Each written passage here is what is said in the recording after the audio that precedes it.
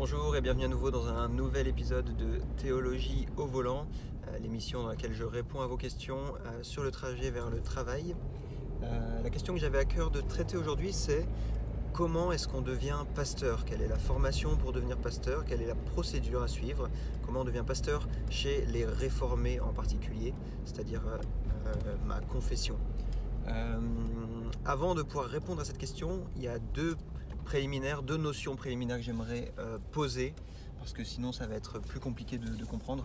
La première, c'est qu'est-ce que c'est précisément qu'un pasteur? Et vous verrez que je pense vous apprendre certaines choses, en tout cas j'espère, à ce propos.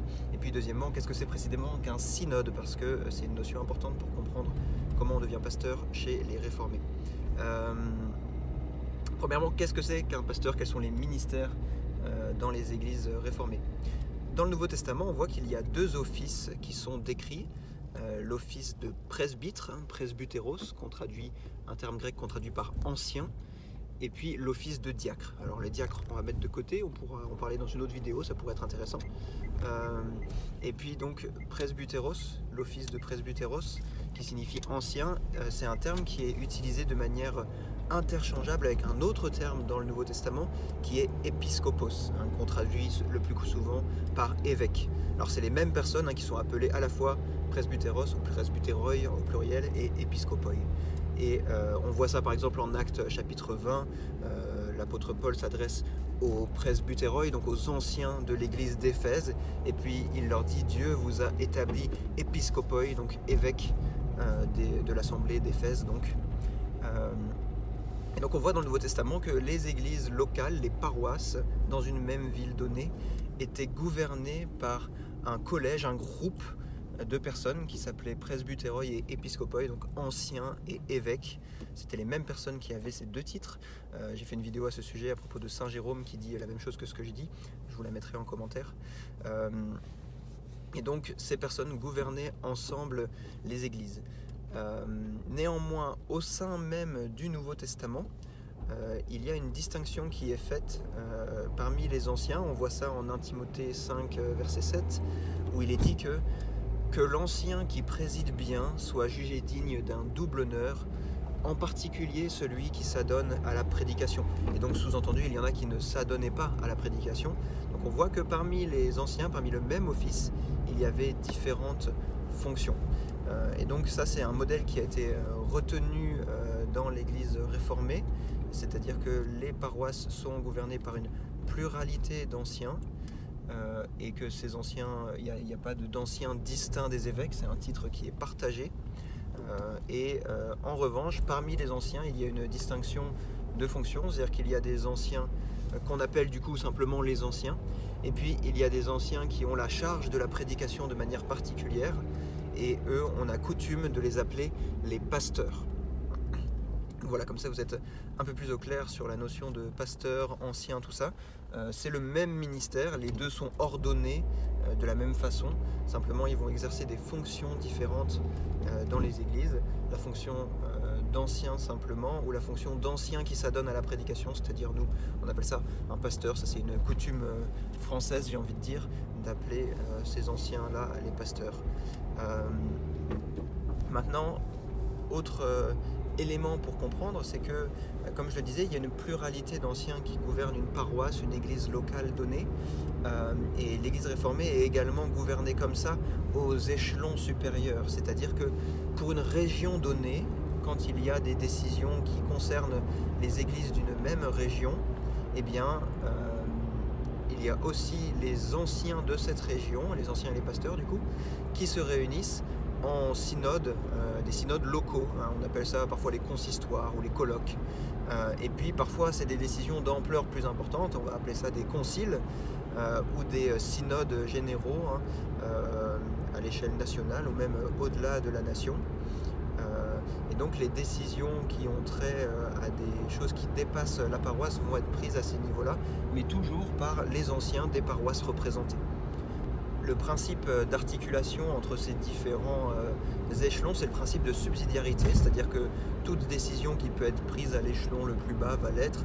Il n'y a pas lieu de consulter le synode national pour savoir si telle paroisse peut admettre comme membre une personne, etc. Parfois, malheureusement, ou parfois heureusement, ça dépend de la décision à prendre, les choses ne peuvent pas se régler au niveau de la paroisse. Imaginons par exemple que j'ai des doutes sur l'orthodoxie de ce qu'enseigne mon pasteur. Bon, évidemment, il s'agit d'aller le voir premièrement, et puis si malgré tout ça me semble suspect, je peux en parler aux autres anciens de la paroisse. Et puis s'il est vraiment suspect d'hérésie et que les médiations au niveau local ne fonctionnent pas, et puis qu'il commence à y avoir des troubles au niveau d'une paroisse, et bien ce qu'on va faire, c'est qu'on va réunir le synode régional, donc l'ensemble des pasteurs et anciens de la zone géographique plus élevée, et pour leur porter devant eux ce cas afin qu'il puisse être examiné. Voilà, c'est un exemple de situation dans lesquelles les décisions au niveau de la paroisse ne vont pas pouvoir être prises, puisque c'est justement les anciens de la paroisse qui vont être divisés sur une question, par exemple la question de l'orthodoxie, de ce qu'enseigne un pasteur, etc. Donc ça va être porté à la cour supérieure, et puis parfois il y a besoin d'aller jusqu'au synode, etc. Les synodes entre eux sont indépendants, c'est-à-dire que si un synode prend une décision qui est prise par les anciens du coup des églises qui sont représentées, cette décision s'applique aux églises en question, mais elle ne va pas s'appliquer aux églises qui ne sont pas sous la juridiction de ce synode. Si vous voulez, c'est un peu comme ça que ça fonctionnait dans l'Antiquité également. Tout au long de l'Antiquité, il y avait des synodes qui se réunissaient à Hippone, à Carthage, à Rome, à Sardique, voilà, à Orange. Il y en a eu vraiment tout au long de l'Antiquité, hein, à Elvire, voilà, un peu partout. Et c'était des décisions locales. Les décisions qui étaient prises à ces niveaux-là ne pesaient pas au-delà.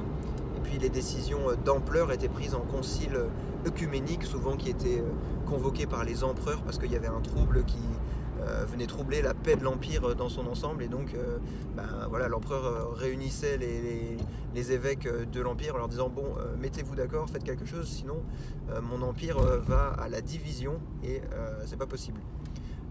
Donc voilà, si vous voulez, tout au long de l'Antiquité, il y avait ces synodes locaux, et les décisions qui étaient prises par un synode local ne pesaient pas sur les autres assemblées. Il y avait une indépendance.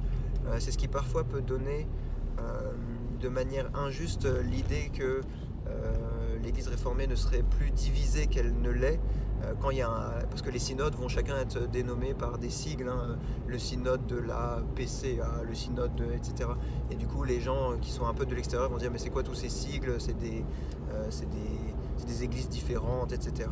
Alors qu'en fait, il s'agit simplement de synodes, mais ces synodes sont en communion, ils vont avoir parfois exactement la même confession de foi. Ils vont se reconnaître mutuellement leur baptême, leurs ordinations, etc. Ils vont pouvoir célébrer la Sainte Seine ensemble, etc. Donc il y a une communion entre ces églises. Parce que oui, j'ai mentionné confession de foi, une chose importante, c'est que un synode est régulé généralement par au moins deux types de documents. Des documents doctrinaux, donc des confessions de foi et des catéchismes qui viennent un peu dire voici ce que l'on pense être l'enseignement de la Bible, et voici ce qu'on enseigne dans nos églises. Et puis un document qu'on appelle plus disciplinaire, hein, c'est un peu un code de droit canon, on appelle ça parfois un livre d'ordre ecclésiastique, parfois on appelle ça une discipline ecclésiastique, ça dépend des pays, mais le principe c'est toujours le même, c'est que le synode est régulé par certaines procédures. Déjà comment on convoque un synode, comment on va justement ordonner un pasteur, ce que je vais vous expliquer dans la suite, comment on règle telle et telle question, comment on devient membre d'une paroisse, etc. Donc c'est des questions de procédure, on va dire, pour que les choses soient faites avec ordre, avec harmonie et dans la paix. Et donc quand un pasteur exerce son ministère sous la supervision d'un synode, et qu'il est membre lui-même de ce synode, qu'il y siège, eh bien il doit adhérer à la confession de foi de ce synode. Et de la sorte, il y a une unité doctrinale, et donc c'est sur la base de ces confessions de foi, et bien sûr évidemment de la Bible, que la doctrine d'un pasteur va être évaluée s'il y a une question relative à son orthodoxie. Je ferai peut-être une vidéo dédiée à l'intérêt d'avoir une confession de foi, c'est un thème qui m'intéresse énormément. Il y a un exemple antique que je voulais mentionner du fait qu'une décision locale n'impacte pas les autres. C'est le cas ce qui s'est passé au concile de Carthage. Donc il y a eu de nombreux conciles à Carthage, mais notamment au 5e siècle, il y en a eu un où saint Augustin lui-même siégeait, et il a été décidé au canon 28 de ce concile que lorsqu'une décision était prise par ce synode, il n'était pas possible de faire appel à un synode, un autre concile ailleurs. Et il n'était pas non plus possible, dit le canon 28, de faire appel à un tribunal au-delà de la mer, c'est-à-dire notamment le tribunal de Rome. Donc l'église de Rome ne pouvait pas défaire ni se prononcer dans un cas qui aurait déjà été traité au nord de l'Afrique au concile de Carthage.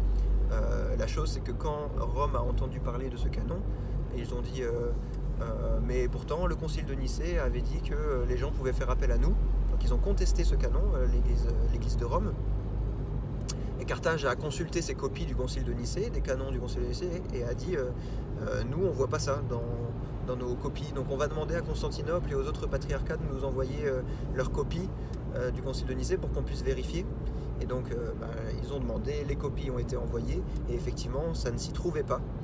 Et en fait ce qui s'est passé, c'est que ce que Rome a pris pour une décision du concile de Nicée, c'était en fait une décision du concile régional de Sardique, et comme c'était régional, Carthage a pu dire eh bien non, ça ne s'applique pas à nous, ce qui est bien une preuve que dans l'église antique il y avait des décisions doctrinales, liturgiques, disciplinaires qui étaient prises localement et qui ne pesaient pas sur les autres églises et qui ne s'imposaient pas aux autres églises. Pourtant, on ne pensait pas que c'était différentes dénominations ou que ça divisait l'église, etc. C'est simplement des gouvernances indépendantes, mais dans la communion d'une même foi, les baptêmes étaient mutuellement reconnus, les ordinations, en général, quand il n'y avait pas de conflit, elles étaient reconnues. Il y a le fameux cas de l'ordination d'Origène, par exemple, qui a été contesté entre un synode et un autre, etc. Bon, bref, qu'importe. En général, ça permettait de préserver la paix, et puis c'était une gouvernance locale, décentralisée. C'est la même chose dans les églises réformées aujourd'hui. Parfois, il y a des transferts d'un synode à l'autre. Imaginons qu'un pasteur ait été ordonné dans un synode américain. Eh bien, quand il va venir exercer son ministère en Europe, il va demander à être... soit il peut continuer à être supervisé par ce synode américain, soit, parce que ça peut être plus pratique, il peut demander un transfert, et donc il sera examiné par le synode européen, et puis il sera transféré sous leur juridiction ensuite. Parfois des paroisses entières peuvent être transférées d'un synode à un autre. Alors le fonctionnement que je décris avec ces confessions de foi réformées historiques qui régulent la doctrine, c'est le fonctionnement des synodes réformés conservateurs, puisque comme chacun sait, il y a des libéraux qui n'ont que faire de la doctrine et de tout ça. Mais là je décris vraiment les réformés qui sont fidèles aux principes de la réforme, aux principes de gouvernance originelle. Donc voilà, maintenant vous avez en tête un peu ce qu'est un ancien roi pasteur. Donc c'est un ministère ordonné, il y en a plusieurs par paroisse. Ces gens-là siègent dans différentes assemblées, que ce soit au niveau de la paroisse, au niveau régional et puis aux échelons supérieurs, pour prendre des décisions qui relèvent à chaque fois des églises concernées. Et donc maintenant que vous avez ça en tête, que vous avez en tête comment fonctionne un synode et puis leurs indépendances et le fait que chaque synode a ses particularités liturgiques, disciplinaires, etc. Je vais vous expliquer comment ça se passe dans mon synode quand quelqu'un veut devenir pasteur. Et en fait vous comprendrez que les détails varient peu d'un synode à l'autre, en tout cas parmi les conservateurs. Donc c'est en 4 étapes que je vais essayer de vous décrire le plus clairement possible. La première étape, c'est des anciens, donc vous avez compris ce que c'est, les anciens, les pasteurs, d'une église locale, d'une paroisse, vont voir dans leur assemblée, parmi leurs paroissiens, parmi leurs membres, un homme, puisque le ministère est réservé aux hommes, quelqu'un qui, semble-t-il, a une certaine maturité spirituelle et qui pourrait convenir au ministère pastoral. Et donc, il y a une première étape, on va dire informelle, que j'ai même pas compté, qui est d'aller voir cette personne, de lui demander ce qu'elle en pense. Donc les anciens discutent avec cette personne, et imaginons que cette personne reconnaisse effectivement en elle, pense avoir également en elle un appel à servir Dieu dans un ministère pastoral. Et bien cette personne va être proposée par les anciens de cette église locale aux paroissiens, aux membres de l'église locale, qui vont pouvoir réfléchir à la question, qui vont pouvoir aussi faire des retours aux anciens, parce que peut-être que ces paroissiens sont au courant de choses qui en fait contre-indiqueraient l'ordination de cette personne au ministère, ou peut-être qu'au contraire ils peuvent appuyer en disant oui tout à fait, on trouve aussi que telle personne est mature, elle nous a aidés dans telle chose, etc. Et donc ça permet de valider l'exemplarité de la personne. C'est pas seulement les anciens qui l'ont remarqué, mais c'est aussi les paroissiens qui ont côtoyé cette personne, qui reconnaissent que cette personne a une qualité morale et qu'elle correspond aux différents critères qui sont énoncés dans les épîtres de Paul à Tite, Timothée, dans le 5e chapitre de la première épître de Pierre également. Donc voilà un peu la première étape, les anciens proposent à l'Assemblée. Et puis l'Assemblée, du coup, une fois que cette période de réflexion a pu être faite, l'Assemblée va ensuite voter. Là encore, c'est une procédure qui remonte, qui est fort ancienne en fait, l'approbation du peuple. On le voit dans les épîtres que j'ai mentionnées précédemment, les épîtres à Timothée et à Tite, parce que Paul dit à Timothée et Tite, faites élire dans les différentes villes des anciens. Et le terme qui est utilisé pour faire élire évoque le fait d'avoir levé la main. Donc il y a vraisemblablement un vote à main levée ou quelque chose qui ressemblait à cela pour approuver le peuple. Saint Cyprien nous rapporte qu'il y avait encore la recherche de l'approbation du peuple à son époque.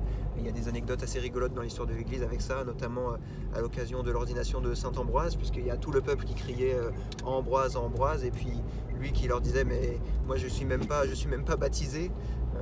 Et puis bon, comme le peuple a continué à crier Ambroise, Ambroise, et bien ils l'ont baptisé et puis ils l'ont ordonné dans la foulée. Mais bref, donc il y a première étape, les anciens d'une paroisse proposent. Deuxième étape, les membres de l'Assemblée valident. Et puis, une fois que ces deux étapes ont eu lieu, eh bien, on passe à l'échelon supérieur, c'est-à-dire le consistoire. Donc, c'est le synode local qui va examiner ce candidat au ministère. Dans mon synode, ça se fait de deux façons. Les deux façons doivent avoir lieu. Premièrement, le candidat va répondre va soumettre un dossier. Donc il va répondre à des questions, quel est son parcours personnel vis-à-vis de la foi chrétienne, comment il en est venu à considérer le ministère, c'est quoi pour lui le ministère, c'est quoi être ancien, qu'est-ce que c'est pour lui de présider un culte d'une église. Et puis il y aura des questions propres à sa vision, des questions qui peuvent être litigieuses, donc le synode cherche à savoir un peu ce qu'il en est, par exemple quel est selon lui le rôle de l'homme et de la femme dans la famille et dans l'église. Voilà, des questions comme ça. Et puis il y aura également une question importante qui lui sera posée, dont j'ai déjà parlé précédemment, à savoir est-ce qu'il croit que la confession de foi du synode est un résumé fidèle de l'enseignement biblique, et est-ce que s'il vient à être ordonné, il s'engage à conformer son enseignement à ce qui se trouve dans cette confession de foi. Et puis la deuxième partie de l'examen, c'est évidemment de rencontrer la personne. Donc il est convoqué par ce synode régional pour être examiné. Ils peuvent lui poser des questions complémentaires suite à la réception de son dossier, ou lui demander des éclaircissements sur des choses qu'il aurait dites, et puis faire connaissance avec lui tout simplement. Et imaginons que tout soit au feu vert, les anciens ont discerné quelqu'un et cette personne sort un appel au ministère, les paroissiens disent oui, on pense que c'est quelqu'un qui est mature et qui est apte au ministère, le synode l'examine, a examiné sa doctrine, ses compétences théologiques, sa formation, et valide également tout ça. Donc la formation, comme je disais tout à l'heure, les pasteurs, donc ceux qui vont souvent être à plein temps dans le ministère et vont s'adonner à la prédication, en général on exige d'eux un master en théologie, alors que les anciens qui ne vont pas forcément s'adonner à la prédication, eux peuvent être sans formation académique particulière, et souvent, la plupart du temps, c'est des gens qui n'exercent pas le ministère à plein temps. Enfin, ils sont anciens à plein temps évidemment, puisque c'est pas quelque chose c'est pas une casquette qu'on met et qu'on dépose, mais c'est des personnes qui peuvent avoir un emploi séculier, alors que les pasteurs, ceux qu'on appelle les pasteurs, sont la plupart du temps des personnes qui sont à plein temps, ils n'ont pas d'emploi séculier à côté de cela. Bref, donc on en était à la troisième étape, l'examen par le synode, par le synode régional, et admettons que le candidat soit approuvé, ses anciens l'ont repéré, ses paroissiens l'ont approuvé, le synode le trouve orthodoxe et apte au ministère. Et bien la dernière étape, c'est l'ordination à proprement parler, c'est-à-dire qu'il va y avoir un culte. Lors de ce culte, il y aura un ordre de mission qui sera donné. Alors soit ça sera durant le sermon lui-même, qui portera sur un sermon qui portera sur le rôle des anciens dans l'Église, etc. Soit ça sera une brève exhortation qui sera adressée à l'ancien. Et cet ordre de mission consistera à signifier publiquement à l'ancien quelle est la mission qu'il va devoir exercer, signifier publiquement à cette personne quelle est la mission du pasteur, quels sont ses engagements, à quoi il s'engage en devenant pasteur, à être un modèle de piété, à prier pour l'Église, à viser l'édification, à ne pas faire ça pour sa gloire ni son profit, etc. Et donc une fois que cet ordre de mission lui a été donné, le candidat pasteur va prêter des vœux, c'est-à-dire qu'il va s'engager à prêcher fidèlement la parole telle qu'elle est résumée dans la confession de foi, qu'il va prêter serment de veiller à rester un modèle en piété, etc. Tout un tas de serments, je crois qu'il y en a, ça dépend des synodes, je crois que dans le nôtre il y a à peu près 12, quelque chose comme ça, il faudrait que je vérifie. Et puis une fois que c'est fait, une fois qu'il a prêté ce serment, les anciens de la paroisse et puis les anciens du consistoire qui ont pu se déplacer pour l'occasion vont imposer les mains au pasteur et l'ordonner au ministère. Ça encore, c'est une tradition qui remonte, puisque Paul, dans l'une de ses épîtres à Timothée, dit qu'il l'encourage à ranimer la flamme du don qu'il a reçu par imposition des mains du collège des anciens, donc d'un groupe d'anciens. Et c'est ce qui se pratique dans les églises réformées la plupart du temps. Pour l'anecdote, dans les canons du concile de Nicée, il y avait le fait que pour qu'un évêque puisse être ordonné, il fallait la présence de 7 autres évêques et dans certaines circonstances exceptionnelles, 3 étaient permis. C'était également le cas dans la discipline des églises réformées françaises au XVIe siècle. Il était demandé à ce que tous les pasteurs de la région assistent à la cérémonie et si ce n'était pas possible, qu'au moins 3 d'entre eux y assistent. Très exceptionnellement dans l'histoire, il a été autorisé à ce qu'un évêque ordonne à lui tout seul un autre évêque, mais c'est pas idéal puisque ça manifeste moins l'unité dans un même synode de ceux qui ont la charge de l'Église. Et donc voilà, c'est comme ça que ça se passe dans les églises réformées. 4 étapes. Les anciens d'une paroisse proposent, les membres d'une paroisse approuvent, le synode examine et puis ensuite les anciens de la paroisse et du synode ordonnent et ainsi la personne débute, elle est installée ensuite, c'est le terme qu'on emploie, dans une paroisse donnée, c'est-à-dire que l'installation peut avoir lieu de manière indépendante de l'ordination. C'est-à-dire que si quelqu'un a été ordonné et qu'il est envoyé en mission dans une autre paroisse, il va y avoir à nouveau un culte d'installation, donc simplement pour établir formellement le fait que maintenant il est au service de cette paroisse en particulier. Voilà, j'espère que c'est un peu plus clair, que vous avez maintenant en tête un exemple au moins, que vous compreniez mieux comment ça fonctionne dans les églises réformées conservatrices, le fonctionnement de qu'est-ce que c'est un ancien, un pasteur, le fonctionnement d'un synode et puis comment on devient pasteur. N'hésitez pas à me faire part de vos questions. Merci pour ceux qui ont déjà envoyé des questions, c'est fort utile. J'en ai plusieurs en tête que j'aimerais traiter et j'essaye de le faire dès que je peux. À bientôt les amis.